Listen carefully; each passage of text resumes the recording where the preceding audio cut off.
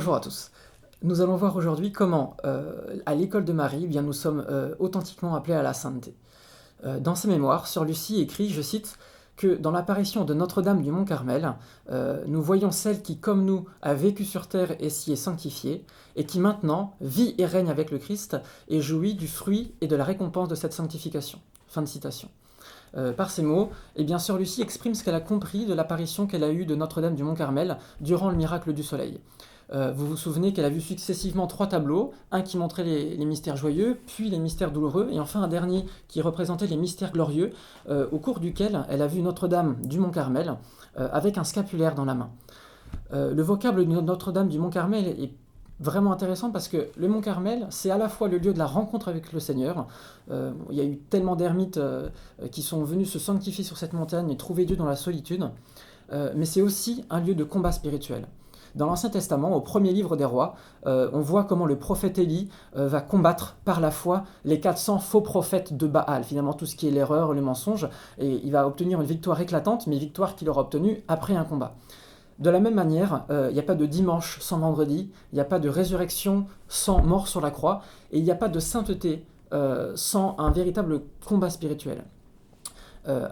C'est ce à quoi nous appelle Notre-Dame du Mont-Carmel en nous faisant contempler notre finalité, c'est-à-dire le ciel et la gloire du Christ. Alors pour la forme du combat spirituel, je ne reviens pas dessus, vous avez déjà vu ça dans d'autres vidéos.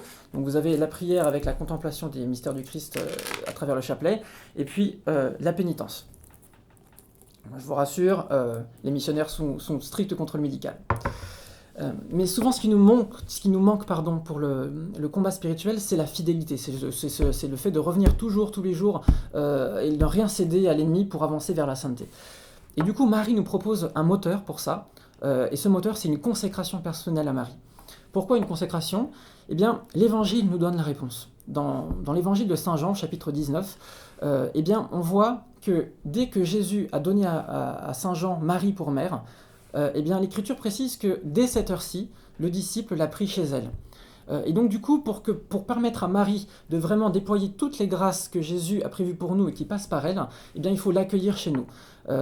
Et que ça ne suffit pas de la contempler comme mère et d'écouter même ce qu'elle nous dit, mais de vraiment la laisser rentrer chez nous, dans notre âme, et de la laisser eh bien, prendre les rênes de notre vie. En comparant, on pourrait dire que eh bien, c'est comme si Jésus nous proposait une super voiture pour parcourir le chemin de la sainteté, en lui disant, bah voilà, prends-la et puis va au ciel. Et puis, il y a ma mère sur le côté, sur le chemin, je te conseille de partir avec parce qu'elle va être super, elle va vraiment t'aider. Et là, vous avez le choix entre faire le chemin tout seul comme un grand, avec le risque de vous paumer, ou bien prendre Marie comme copilote, voire comme pilote, et du coup, vous laisser guider par elle.